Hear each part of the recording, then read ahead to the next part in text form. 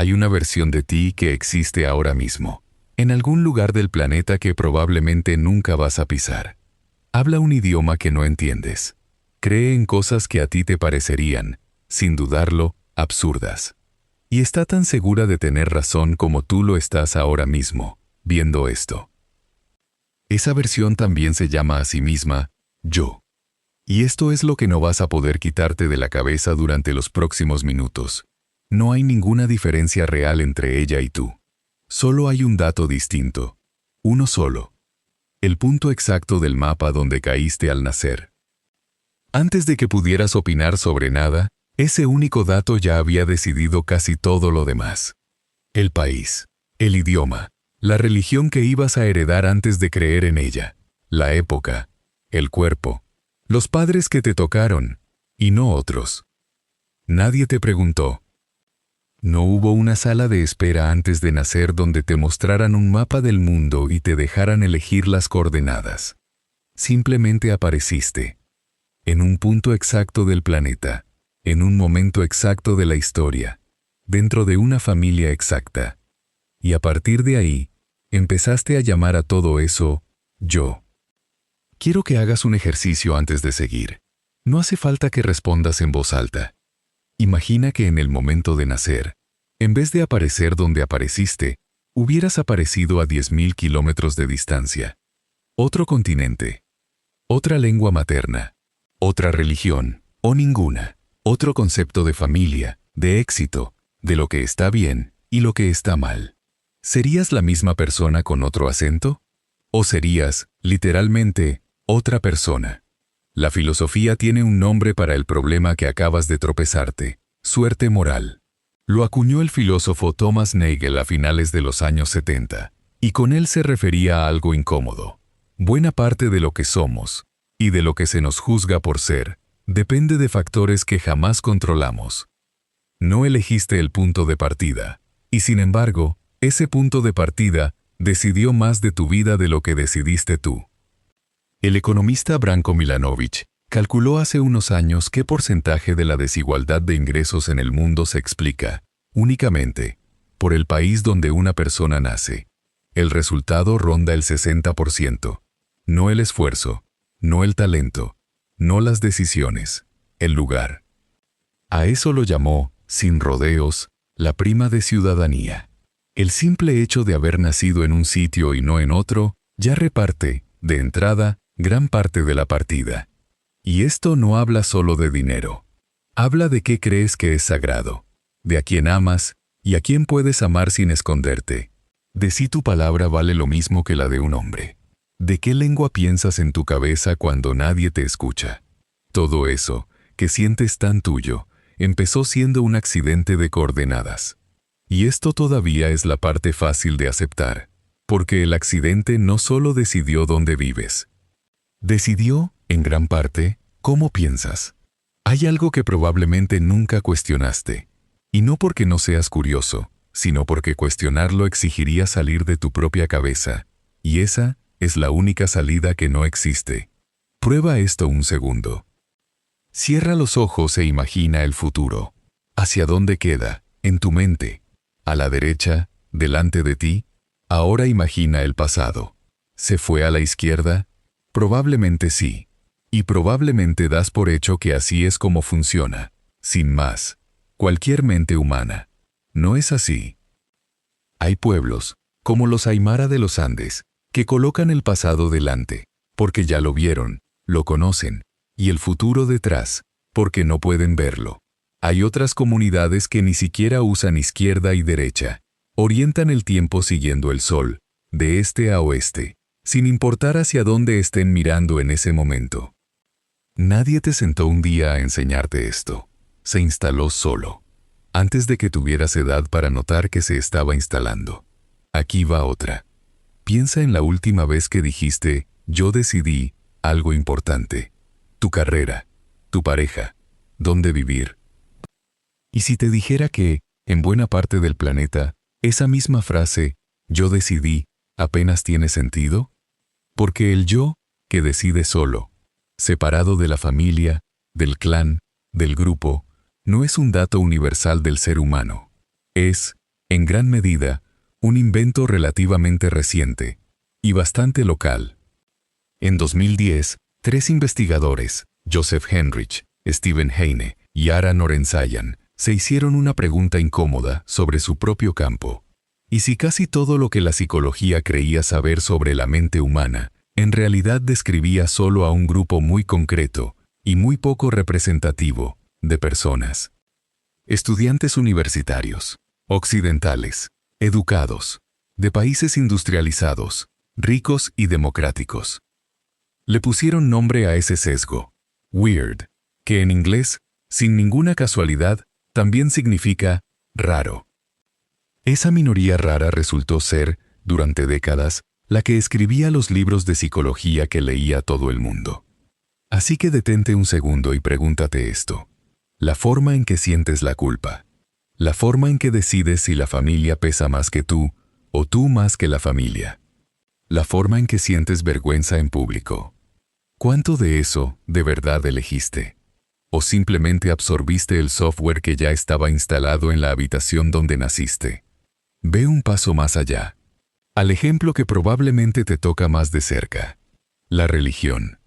Un dato, antes de que sigas: la inmensa mayoría de los seres humanos practican, de adultos, la misma religión, o la misma ausencia de ella, en la que fueron criados. No porque hayan comparado todas las opciones del planeta y hayan elegido, racionalmente, la más verdadera, sino porque fue la única que estaba ahí cuando todavía no sabías que existían otras. Quédate un momento con esto. Porque no te estoy diciendo que tus creencias sean falsas. Te estoy diciendo algo más inquietante. Si hubieras nacido a 10.000 kilómetros de aquí, estarías defendiendo, con la misma certeza absoluta que sientes ahora, creencias distintas, a veces opuestas, y sentirías exactamente igual que ahora, que las elegiste tú. Entonces llega la pregunta que se cuela sola. Si todo lo que crees ser depende del punto exacto donde caíste al nacer, ¿qué queda, de verdad, que sea tuyo? Hace más de 100 años, un filósofo se hizo, en el fondo, esa misma pregunta. Y a diferencia de casi todos, no se conformó con quedarse mirando el abismo que acababa de abrir. Fue más lejos de lo que casi nadie se ha atrevido a ir. Su nombre era Friedrich Nietzsche. Y antes de que sigamos, vale la pena decir algo sobre él, porque su propia vida ya contiene, sin que lo busque, el tema que estamos recorriendo. Nació en una Alemania profundamente luterana, hijo y nieto de pastores protestantes. Todo en su punto de partida apuntaba hacia una vida dedicada a la fe que había heredado. Ese era, por así decirlo, el accidente de coordenadas que le tocó a él. Y sin embargo, Nietzsche terminó convirtiéndose en uno de los pensadores que más radicalmente cuestionó justamente aquello que su origen le había entregado ya hecho. No se quedó siendo, sin más, lo que el lugar y la familia habían decidido por él. Y esa distancia entre lo heredado y lo que finalmente llegó a ser es, más o menos, el núcleo de una de sus ideas más citadas. En uno de sus últimos libros, Exe Homo, retoma una frase antigua, del poeta griego Píndaro, y la convierte casi en un mandato personal. Conviértete en quien eres. A primera vista suena a contradicción. Si ya eres quien eres, ¿cómo puedes convertirte en ello? Pero ahí está, exactamente, el punto que Nietzsche quiere que veas. Para él, el yo con el que naces, tu país, tu lengua, tu religión heredada, los valores que absorbiste antes de tener edad para cuestionarlos, no es todavía un yo verdadero. Es solo el material en bruto, el punto de partida. Lo que él llamaría, en otros textos, una interpretación entre muchas posibles, no un hecho grabado en piedra. Nietzsche fue, de hecho, uno de los primeros filósofos en insistir en algo que la psicología cultural confirmaría un siglo después. No existen hechos puros, solo interpretaciones. Lo que tu cultura te entregó como la realidad es, en el fondo, una lectura posible de la realidad. Una entre miles. Detente aquí un segundo, porque esto ya no es un dato sobre Nietzsche, es un dato sobre ti. Si nada de lo que crees es un hecho puro, sino una interpretación que heredaste, ¿cuál de tus certezas más firmes construiste tú, de verdad? ¿Y cuál simplemente la encontraste ya puesta ahí, esperándote, cuando llegaste? Y aquí es donde la idea se vuelve, más que incómoda, liberadora. Si lo que crees ser fue, en gran parte, un accidente de nacimiento, de eso hablamos en la parte 1 y en la parte 2, entonces no estás obligado a tratarlo como destino final. Puedes, decía Nietzsche, tomar ese material heredado y trabajarlo, como un escultor trabaja una piedra que no eligió, pero que puede tallar. A este proceso, en su filosofía, se lo conoce como autosuperación, la capacidad de examinar los valores que recibiste sin haberlos pedido, y decidir, de manera consciente, cuáles conservas, cuáles transformas, y cuáles dejas atrás. Y esto es lo que te toca directamente a ti, no a Nietzsche ni a la Alemania luterana del siglo XIX. ¿Cuánto de lo que defiendes hoy lo examinaste alguna vez, de verdad? ¿Y cuánto simplemente lo repites, de memoria, porque siempre estuvo ahí, antes que tú? No te está diciendo que abandones tu origen. Nietzsche no despreciaba el punto de partida de nadie. Te está diciendo que el punto de partida no puede ser también el punto final. Que hay una diferencia enorme entre haber nacido con ciertos valores y haberlos examinado, sostenido o descartado con los ojos abiertos. Entre ser, simplemente, un producto de tu lugar de nacimiento, y convertirte, con el tiempo, en autor de lo que haces con ese material. Pero aquí Nietzsche todavía no ha terminado. Porque hay una pregunta que se desprende de todo esto, y que él mismo se atrevió a formular de una manera que muy pocos pensadores se atrevieron a plantear. ¿Qué harías si tuvieras que vivir exactamente esta vida, con este origen, con este accidente de coordenadas, una y otra vez, eternamente? En uno de sus libros, La Gaia Ciencia, Nietzsche propone un experimento mental que sigue incomodando a quien lo lee por primera vez. Imagina, escribe, que un demonio se te aparece una noche, en tu soledad más profunda, y te dice esto: la vida que has vivido, tal como la has vivido, con cada detalle, con cada dolor, con cada alegría diminuta, con el país donde naciste y la familia que te tocó, vas a tener que vivirla exactamente igual, otra vez, y otra vez, eternamente, sin un solo cambio. ¿Cómo reaccionarías ante esa noticia? ¿Te derrumbarías? ¿Maldecirías al demonio? ¿O habría un instante, aunque fuera breve, en el que pudieras responder que sí, que jamás has escuchado nada más divino? Nietzsche no estaba proponiendo una teoría física sobre el tiempo. Estaba proponiendo una prueba, un termómetro para medir cuánto amas, de verdad, la vida que te tocó, incluyendo la parte que no elegiste. A esa actitud la llamó amor fati, amor al destino. Y no es resignación. La resignación se rinde ante lo que no puede cambiar. El amor fati va más lejos, y es más difícil. Consiste en abrazar incluso el accidente de haber nacido donde naciste, con lo que eso implica, no porque no pudiera haber sido de otra manera, sino porque fue precisamente ese punto de partida el que te permitió llegar a convertirte, tal como decíamos en la parte 3, en quien finalmente decidiste ser. Fíjate en lo que esto hace con todo lo que hemos recorrido hasta ahora. En la parte 1, viste que no elegiste tus coordenadas. En la parte 2, viste que esas coordenadas moldearon tu manera entera de pensar, sin que lo notaras. En la parte 3, Nietzsche te dijo que ese material heredado no tenía por qué ser tu destino final, sino tu punto de partida para tallar algo propio. Y ahora, en este último tramo antes del cierre, aparece la pieza que faltaba. No se trata de odiar el accidente, ni de fingir que no existió, ni de pasarte la vida imaginando quién serías si hubieras nacido en otro sitio, como si esa otra vida fuera necesariamente mejor. Se trata de mirar de frente el lugar exacto donde caíste, con su idioma, su historia, sus límites y sus heridas. Y decidir, con los ojos abiertos, ¿qué haces con eso a partir de ahora?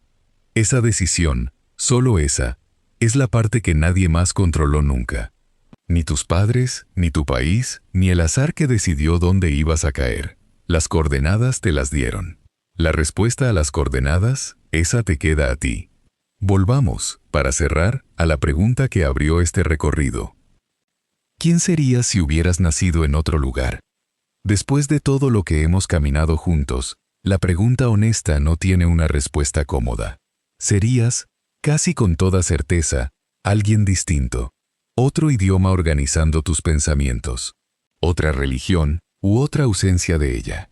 Otros valores sintiéndose, para ti, tan evidentes como los tuyos se sienten ahora. Eso puede resultar vertiginoso. Si tanto de lo que eres depende de un accidente, ¿qué parte de ti queda que sea, de verdad, elección tuya? Nietzsche te daría una respuesta, y no es la que muchos esperan. No te diría que nada de ti es tuyo, solo porque el punto de partida no lo elegiste. Y tampoco te diría que puedes reinventarte de la nada, como si el origen no importara. Te diría que hay una diferencia entre dos cosas que sueles confundir: lo que se te dio y lo que haces con lo que se te dio. Lo primero, el país, la lengua, la familia, la época, nunca fue una elección, ni la tuya, ni la de nadie. Eso es, sencillamente, el material. Lo segundo, ¿qué examinas? ¿Qué conservas? ¿Qué transformas? ¿Qué te atreves a cuestionar de todo lo que absorbiste antes de saber que lo estabas absorbiendo? Eso sí es, aunque limitado, tuyo. Ahí, y solo ahí, empieza la parte de la historia que tú escribes. Nadie diseñó el lugar exacto y el momento exacto en que caíste al mundo pensando en ti. No hubo una intención, no hubo un plan. Fue, simplemente, azar puro, cayendo sobre un punto del mapa que tú, más tarde, aprendiste a llamar hogar. Y ahí, en ese azar sin intención, está la grieta que Nietzsche encontró hace más de un siglo, y que tú acabas de encontrar también. Porque puedes pasarte la vida preguntándote quién serías en otro lugar, con otro origen, con otras coordenadas. Una pregunta que nunca tendrá respuesta, porque esa otra persona jamás vas a poder conocerla. O puedes hacer la pregunta que sí tiene respuesta, y que además solo depende de ti. No quién serías en otro lugar, sino quién estás dispuesto a convertirte, a partir de este lugar exacto donde, sin que lo eligieras, ya estás. El accidente de tus coordenadas ya ocurrió. Eso no se puede reescribir. Pero hay una frase que te llevas de aquí, y que ya no vas a poder desconocer. Cada vez que digas, así soy yo, en realidad estarás diciendo, esto es lo que el azar puso primero en mi camino, y todavía no me he molestado en revisarlo. La pregunta ya no es quién serías si hubieras nacido en otro lugar.